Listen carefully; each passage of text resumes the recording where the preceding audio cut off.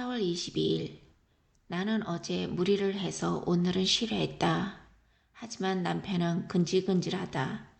호텔 여기저기 다니며 구경하다 베트남 남자 2명을 봤단다. 남편은 마음에 들어 하지 않았다. 따따따따 하는 말소리가 거슬린단다.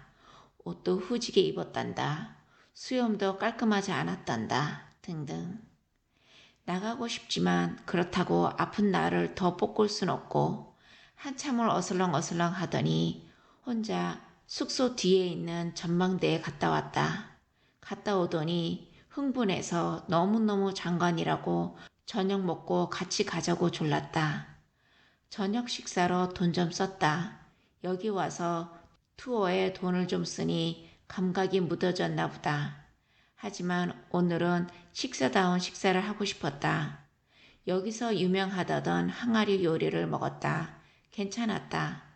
뭐 특별하게 맛있지는 않은데 리뷰가 너무 강추라서 풍경에 좀 사람들이 감정상 떠있지 않나 싶다. 근사한 저녁 후 남편이 말한 전망대에 갔다. 너무 멋있다.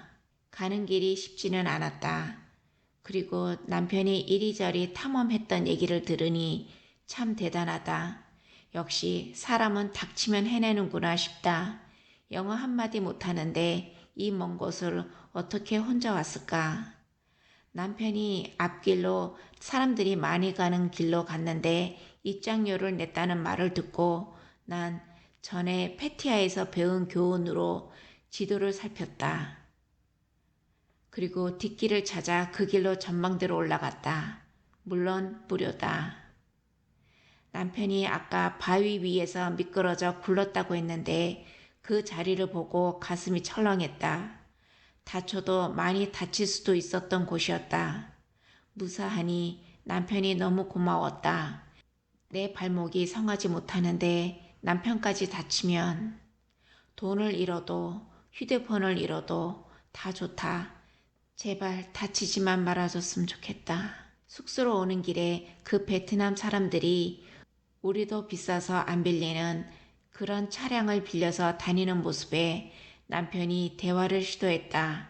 한 명은 약 사고 다른 한 명은 돌 사업으로 돈을 많이 벌었단다. 방으로 들어와서 남편은 사람이 돈이 있어서 그런가 그 사람들이 역시 품위가 있단다.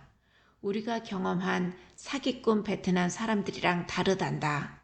그들이 상류층인 것을 안 후로는 그들의 말투도 수염도 이제는 좋아 보인단다. 4월 23일. 오늘은 새벽부터 기분이 나쁜 날이다. 5시 40분에 일출 낙타 투어가 있었다. 일출에 풍선 뜨는 모습을 보기로 했는데 풍선은 이미 거의 떠서 떠다니고 있었다.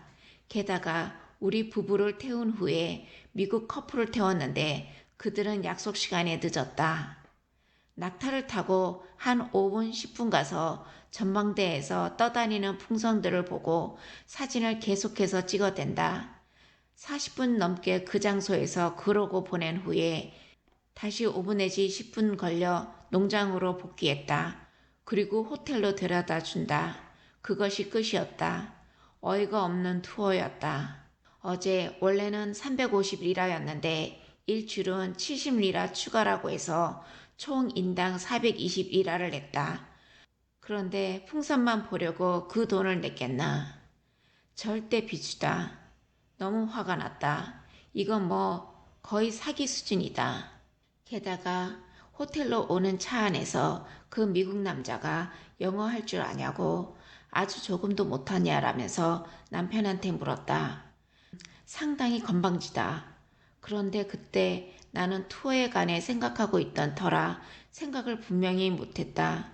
생각을 분명히 했으면 뭐라도 한마디 했었을 텐데 그때 그는 자신의 건방진 태도에 대한 인식 자체가 없는 상태로 그냥 물어본 표정이다. 나는 이런 미국인들을 많이 만나봤다. 그냥 영어가 당연한 언어이고 당연히 다른 사람들이 영어를 해야 한다는 의식이 무의식적으로 심어져 있는데도 기분이 불쾌하다. 자신의 여동생 남편이 트윈 농구 선수로 한국에 3년 있었단다. 그 3년 동안 한국어를 배우지 못했단다. 참, 3년을 살면서 한국어를 전혀 배우지 못했다는 것은 안 배운 것이다. 이런 사람들 만난 자체가 불쾌한 경험이었다. 집에 와서 아침 먹고 잠을 좀 잤다. 그런 후에 근처 벨리 걷기를 하러 나갔다.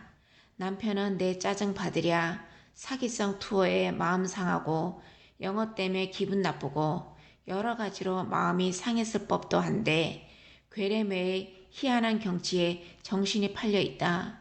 걷는 내내 사방에 감탄을 하랴 정신이 없다.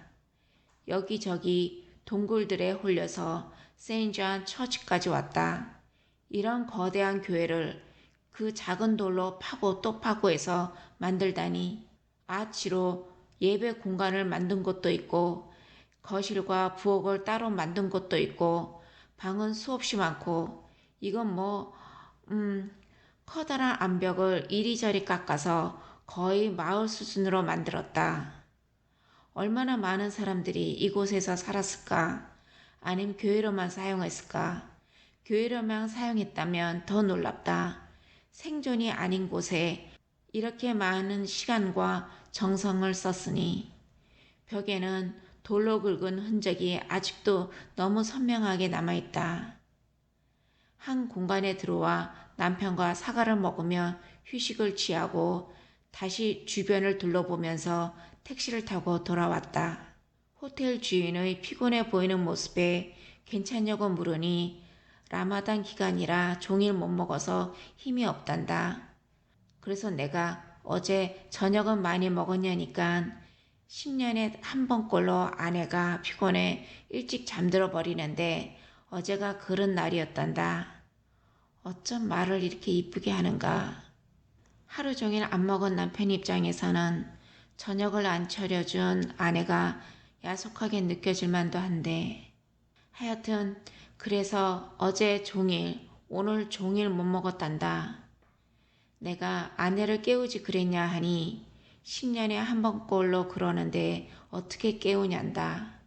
그래서 내가 당신은 참 좋은 남편이라 했다. 나도 좋은 사람을 보니 마음이 약간 나아졌다.